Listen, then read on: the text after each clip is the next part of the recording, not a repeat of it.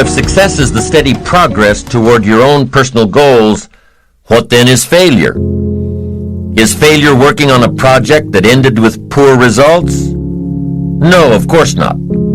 Is failure launching a new product that failed miserably in the marketplace? No, of course not.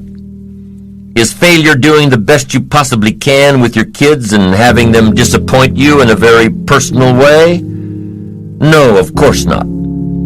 There's no failure in pouring your heart and soul and energy into something that didn't work. Rather, failure is not trying at all. If success is the steady progress toward your own personal goals, then failure is no progress at all, not even trying. Success and failure are always linked together. Success and failure are always linked to ambition. And let's remember, success is doing, failure is not doing. It's that simple. Tom Peters, world-renowned author and management expert, said recently, "There is only one way to be in serious trouble today, and that is not to be trying, not to be failing, not to be stretching yourself. Success is a doing. You've got to actually do it. Activity is high priority in the life process to try and get maximum benefit out of what we have available. Our resources, our skills, our knowledge, and our talents. Success is a doing that tries to get maximum benefit out of what we have available." Benjamin Disraeli, former Prime Minister of England, once said, "Nothing can resist a human will that will stake even its existence on its purpose." I'll do it or die. What a powerful set of words. We've already talked about resolve, doing it until, but here's what else resolve says. Resolve says, "I will." Two of the most powerful words in our language. The formula for disaster: could, should, don't. Here's the formula for fortune: could, should, will. Could, should, will. I will, I should, I can, and I will. Two of the most powerful words in the language. I will. The man says, "I will climb the mountain." They say it's too high, it's too difficult, it's too rocky, it's never been done before. The man says, "Hey, it's my mountain, I'll climb it." Pretty soon you'll see me waving from the top, or dead on the side, because I'm not coming back until I've done it. Powerful. There are several studies that show the greatest achievers aren't those who fail the least. No, the greatest achievers are those least frightened of failure. They're willing to take on the challenge without the guarantee of success, seeing the end but not sure when it will be or where it will be. Although success and failure go hand in hand, many people have a problem with failure. They think it's a bad word, has a bad connotation. They don't see it as a stepping stone. They see it as an end result.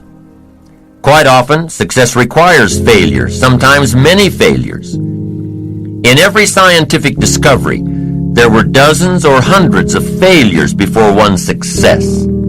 Without failure, opportunity cannot be created.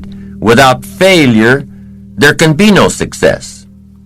But what is the measure of success? How do you know if you're successful, really successful? How do you know, especially when your success could be so vastly different from someone else's success? Here's how you measure. Results. Making measurable progress in reasonable time. That's all life asks. Making measurable progress in reasonable time. So you've got to be reasonable with time. Don't be unreasonable with time, parents. Don't be unreasonable with time, managers, brokers, business associates. Have a little patience. You can't ask somebody every 5 minutes, "How are you doing now?" That's too soon. The guy says, "I haven't left the building yet. Give me a break." So 5 minutes is too soon to ask. So 5 years is what? Too long and too late. So what is reasonable time to ask for results as a measure of progress?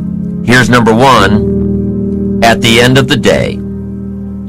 You can't let more than a day go by without getting some things done, some letters written, having a conversation with your son or daughter. You can't postpone the important more than a day. When you work on the job, there are some things you've got to get done within a day. You've got to make some calls within a day. Your health disciplines, you've got to get those done within a day. You can't carry over. You can't say, well, I'll eat 9 apples 10 days from now. No, it's an apple a day. A day. Some things you've got to get done within a day. So at 5 minutes to midnight and you haven't gotten your apple in yet, munch away and get it done. A day. Here's what's next. A week. Some things you've got to get done within a week. Stuff on the job, calls made, activities.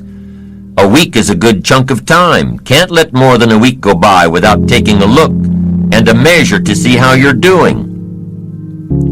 John joins this little sales company. He's supposed to make 10 calls the first week, just to get acquainted out there in the marketplace. Would it be legitimate to call John in on Friday and say what? How many calls did you make? That's legitimate. It's legitimate time to ask for a measurable amount of progress. He's supposed to make 10 calls. Come Friday, how many calls did you make? John says, well, you say, John, well won't fit in my little box here. I just need a number. Now John starts with a story. You say, John, the reason I made this little box so small is so a story won't fit. I don't need a story. I just need a number. Now here's one of the better phrases to take home. The numbers tell us the whole story. On you personally. The numbers tell us the whole story. Success is a numbers game. There are 3 important questions to ask yourself in this area. Here's number 1. How much money have you saved and invested during your career? Second question. In the last 90 days, how many books have you read? To invest in the miracle of your mind, give you ideas to ponder, fashion your future with meticulous care. How many books have you read in the last 90 days? Third question, in the last 6 months, how many classes have you taken to improve your skills or to develop new skills for your future and your family? How many classes in the last 6 months? I'm telling you, numbers tell us everything. Success is a numbers game. You've got to make progress. You've got to make progress in reasonable time. You've got to take a look at the numbers and see how you're doing. It's the name of the game. How often should you weigh the new baby? Well, you say, I'll weigh the new baby next spring. No, you can't wait until next spring. Don't you have to weigh the new baby often? And the answer is yes, of course. To see what? To see whether it's gaining weight or it's losing weight. What if it's losing weight? The alarm bells have got to go off. You can't let a little baby lose weight very long. It's called disaster. These numbers are important. How often should you check the corporation to see if it's healthy or not? You say, well, in a couple of years, we'll get all the accountants together. No, you'll be out of business. In Las Vegas, the big gambling houses, guess how often they put together a financial statement to see where they are? Several times a day.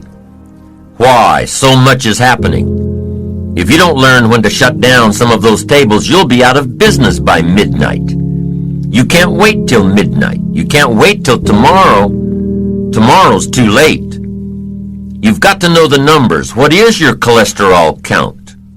You don't know and you don't care? You've just got your fingers crossed for the future? We'd better come and get your family and take them to safety. Come on, be responsible for the set of your own sail. Leave it to no one else but yourself. And learn to refine these numbers for yourself. How many pounds overweight should you be at age 50? John says, well, I've got big bones. Well, we'll give you 10 pounds for big bones, but hey, 25, 30 pounds? and we've got to turn on the caution light at home and at the office. I'm asking you to take charge of your own life. Be responsible for your own life.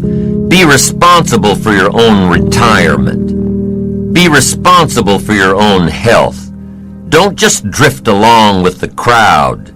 Those who don't care to be responsible about the numbers, meticulous about the numbers. Some of these numbers have got to be coming down, like your cholesterol. Some of these numbers have got to be going up, like the number of books in your library.